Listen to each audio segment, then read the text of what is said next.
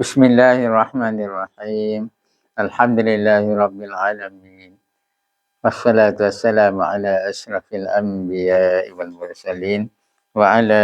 آله وصحبه أجمعين سبحانك لا علم لنا إلا ما علمتنا إنك أنت العليم الحكيم ولا حول ولا قوة إلا بالله العلي العظيم الحمد لله الذي هدانا لهذا وما كنا لنهتدي لولا أن هدانا الله رب اشرح لنا صدرنا ويسر لنا أمرنا واحلل عقدة من لساننا يفقهوا قولنا قال المصنف رحمه الله تعالى ونفعنا بعلومه في الدارين آمين ถึงไหน dan kata musannif dan berkata musannif maka yastahil alaihi ta'ala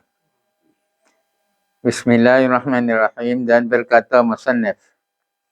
Oleh musannif tu teng หนังสือได้กล่าว Wa kaza yastahilu alaihi ta'ala al-ajzu am mumkinim ma. Wa kaza yastahilu alaihi ta'ala al-ajzu an mumkinin ma. Kalau an แบบ hukum tajwid ni nah. Am mumkinim ma. Dan ini masuk oleh musannif pada menyatakan lawan sifat ma'ani pula.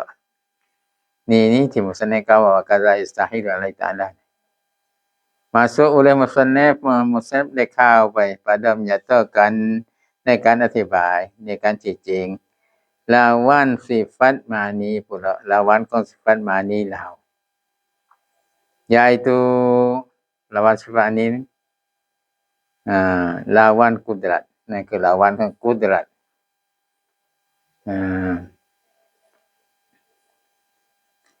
Dan yang ketujuh daripada yang mustahil atas Allah Ta'ala itu lemah. Dan sifat jet จากสิ่ง mustahil บน Allah Ta'ala นั้นคือเlemah อ่อนแอไม่มีความสามารถlemah daripada menjadikan barang mana mungkin ada ya mungkin ไม่สามารถอ่อนแอจากการสร้างมุมกินหนึ่งมุมกินใดไม่สามารถที่จะสร้างมุมกินเกิดมุมกินที่ว่าสิ่งที่สมควรยังก็ได้ทำมาก็ได้หรือว่าสิ่งที่หารู้นี่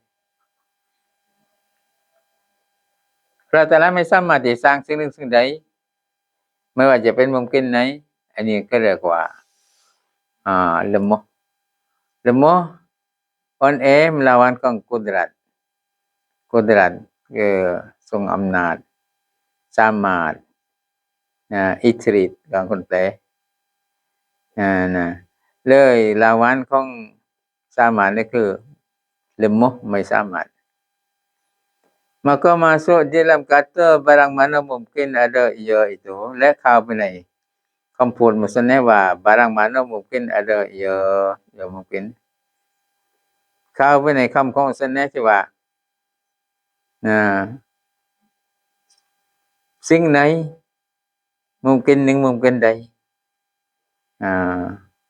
ไม่สามารถที่สร้างไม่ว่าจะเป็น mungkin ไหนbarang mana mungkin ada ia itu เข้าไปในคำว่า barang mana mungkin ada ia นั้น sekalian mungkinat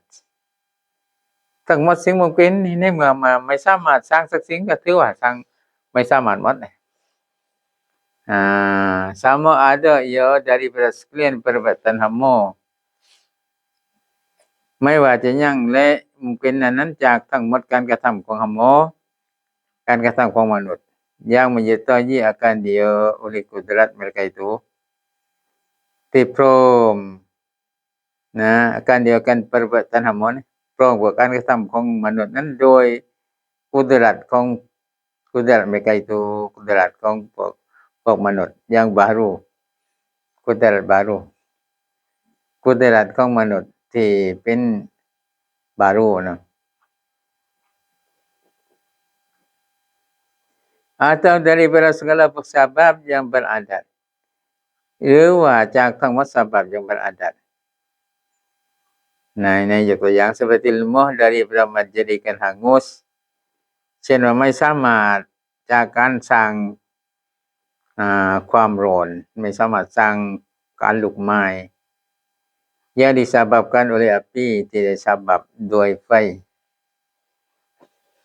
ไม่สามารถที่จะให้ไฟร้อนได้ไม่สามารถที่สร้างการเผาไหม้ yang disebabkan oleh api tidak สาเหตุด้วยไฟนี่เขาเรียกว่า lemah atau lain daripadanya nah หรือจากนั้นไม่สามารถที่จะสร้างให้ข้าวอิ่มได้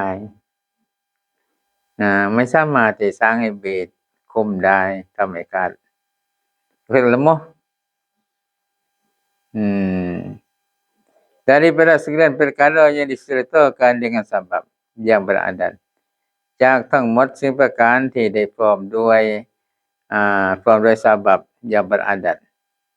sebab ที่มันเคยชินเคยเป็นมา atau tiada ada ia daripada segala perbuatan hamba nah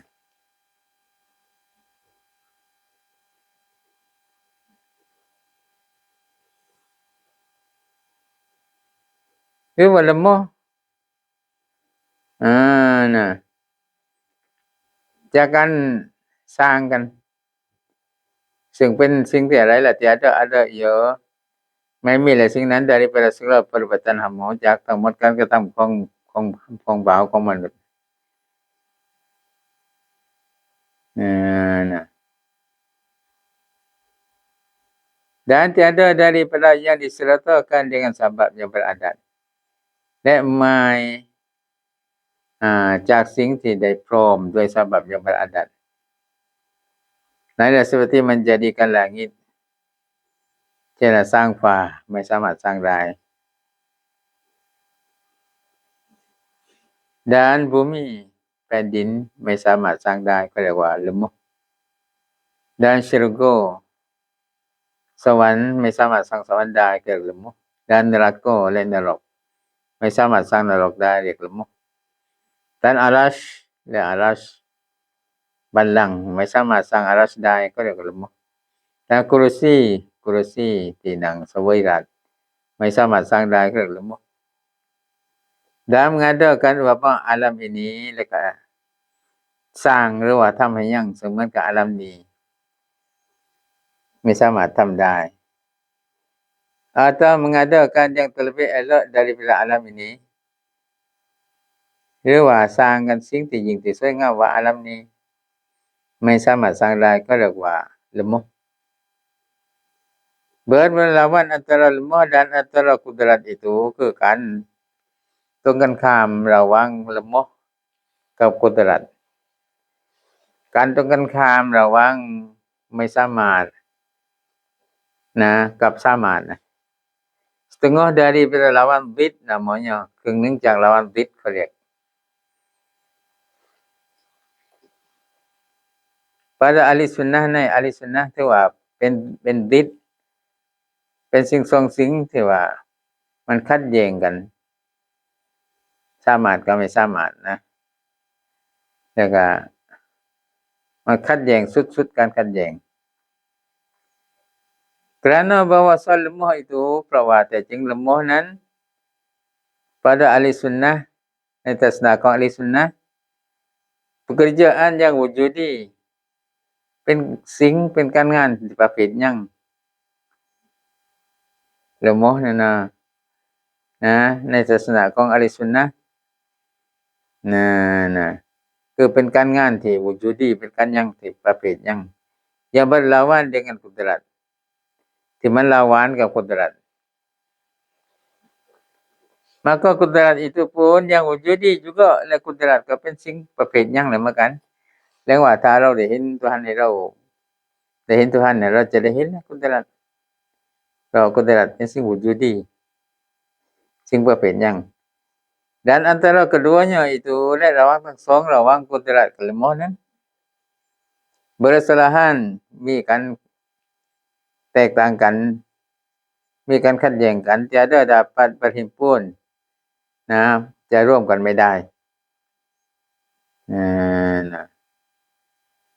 bersalahan kata Mu'tazilah ผิดกับคำพูดของ Mu'tazilah Mu'tazilah ว่าเพิ่นล่ะ bahwa lemah itu bukan pekerjaan wujudi มันว่า lemah เดียวไม่ใช่เป็นสิ่งไม่ใช่เป็นการงานประเภทหยังที่ lemah นะอ่อนแอนะ hanya มันว่าแต่จริง ketiadaan kudrat hama kudrat memang balik lemahเลย hama kudrat แต่pada ahli sunnah ถือว่าเป็นสิ่ง wujudi นั่นแหละlemah นั่นแหละว่าสิ่งที่เราเห็นกับตาหัวใครสิละหมอก็ได้เห็นแล้วละหมอของมันนั่นเป็นสิ่ง wujudi เนี่ยMu'tazilah ว่าไม่ใช่เป็นสิ่ง wujudi ไม่ใช่เป็นสิ่งประเภทหยังละหมอคืออะไร hanya ketiadaan kudrat แต่จริง hama kudrat นั่นแหละละหมอhama kuasa นั่นแหละคือละหมอ maka berlawan antara keduanya เลยการlawan ตรงกันข้ามระหว่างทั้งสองระหว่างละหมอกับ kudrat นั้น pada mereka itu ในทัศนะของพวก Mu'tazilah นะ setengah daripada berlawan Adam dan Malakah ส่วนหนึ่งจากการตรงกันข้าม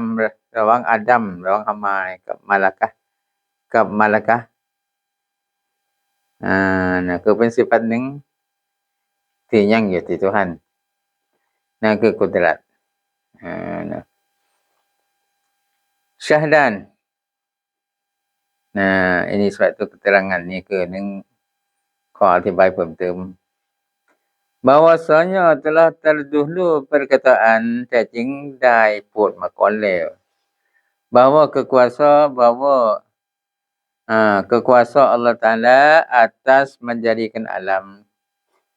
ว่าอัลเลาะห์ตะอาลาสามารถบนการสร้างอาลัมอย่างlain alam yang lain alamอื่น yang terlebih elok daripada alam ini alamอื่นที่ยิ่งที่งดงามว่าอาลัมนี้เลยอัลเลาะห์ตะอาลาสามารถที่จะสร้างอาลัมสร้างโลกนี้หรือว่าสร้างจักรวาลนี้นี่ให้สวยว่าอาลัมที่สร้างมาแล้วนี่อัลเลาะห์ตะอาลาสามารถ dan dari kerana inilah และเนื่องจากเพราะนี้และเพราะเหตุว่าอัลเลาะห์สามารถที่สร้างอาลัมยิ่งที่สวยว่าอาลัมนี้ diiktirad oleh Baqai atas Imam Ghazali และขานและโดย Baqai ขาน atas Imam Ghazali ขานบน Imam Ghazali กับ Imam Ghazali pada katanya ในคำของ Imam Ghazali ว่าเป็น laisa fil imkani abda'u mimma kana laisa fil imkani abda'u mimma kana artinya หมายความว่า tiadalah pada yang lagi hendak diadakan itu ไม่มีและในสิ่งที่ต่อไปที่จะยังนั้น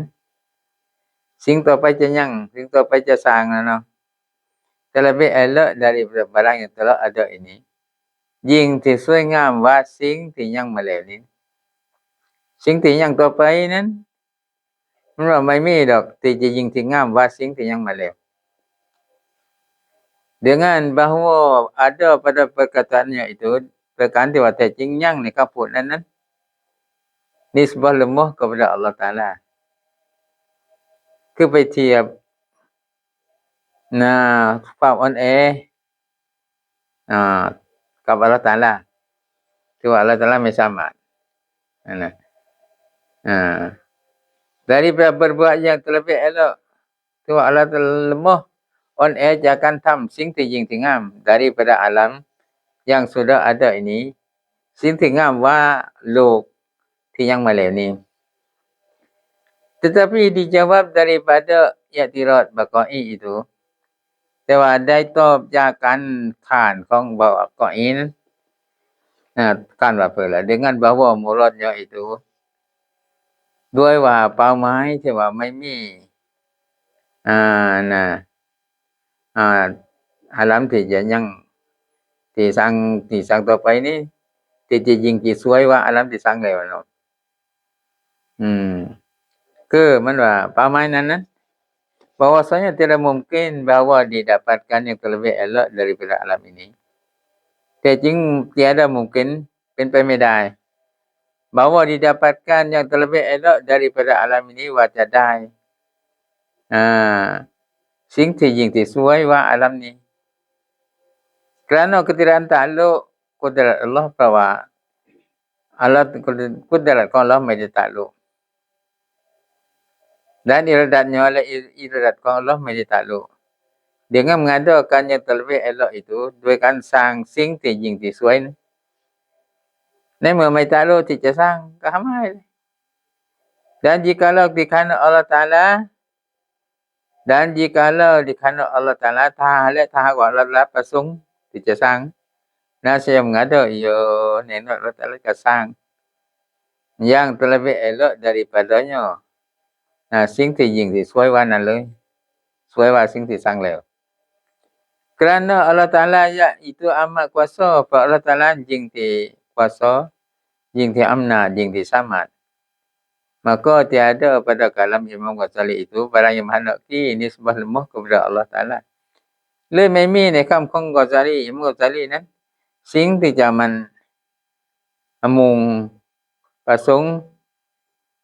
เทียบละมอให้กับอัลเลาะห์ตะอาลาคือไม่ได้เทียบถึงว่าอัลเลาะห์ตะอาลาละมอไม่ใช่ที่ว่าหาไม้นั้นก็อัลเลาะห์ตะอาลาไม่กำหนดที่จะสร้างความหมายปานนั้นseperti barang yang ditawahum akan dia oleh baqai เหมือนอย่างกับสิ่งที่ได้เข้าใจผิดกับสิ่งนั้นโดยบากอย pada ituในนั้นนะ maka i'tirad ia atasnya oleh baqai ke i'tirad บนคำImam Ghazali คือการว่าImam Ghazali ว่ามันมีนะสิ่งที่อัลเลาะห์ตะอาลาสร้างที่จะสวยว่าสิ่งที่อัลเลาะห์ตะอาลาสร้างแล้วที่ว่าไม่มีแต่เดียวนี้ไม่ใช่ว่าอัลเลาะห์ตะอาลาไม่สามารถสร้างไม่ใช่ปานนั้นไม่มีเพราะว่าอัลเลาะห์ตะอาลาไม่กำหนดที่สร้างไม่ประสงค์จะสร้างก็ไม่มีเลย Faidatun ditanyakan setengah ulama daripada orang yang berkata tiada kuasa Allah Ta'ala atas bawah hendak mengeluarkan daku daripada miliknya. Adakah kufur atau tiada? Ni. น่าจะถามก็ได้ถามถึงเจ้าอุลามะว่าคนที่กล่าวว่าอัลเลาะห์ตะอาลาไม่สามารถที่จะทำให้ฉันออกจากมิลิออกจากการปกครองของอัลเลาะห์อัลเลาะห์ตะอาลาไม่สามารถที่ทำให้ฉันออกจากการปกครองของอัลเลาะห์ไปพูดปานนั้นอัลเลาะห์ก็กุฟรอาแต่เป็นกาเฟรไหมตกศาสนาไหมไปพูดว่าอัลเลาะห์ตะอาลาไม่สามารถที่จะทำให้ฉันออกจากมิลิของพระองค์ก็คอยติดตามกันต่อไปเนาะแล้วคืนนี้มันใช่กับเรื่องนี้ซะแล้วนะอัลลอฮุอะลัม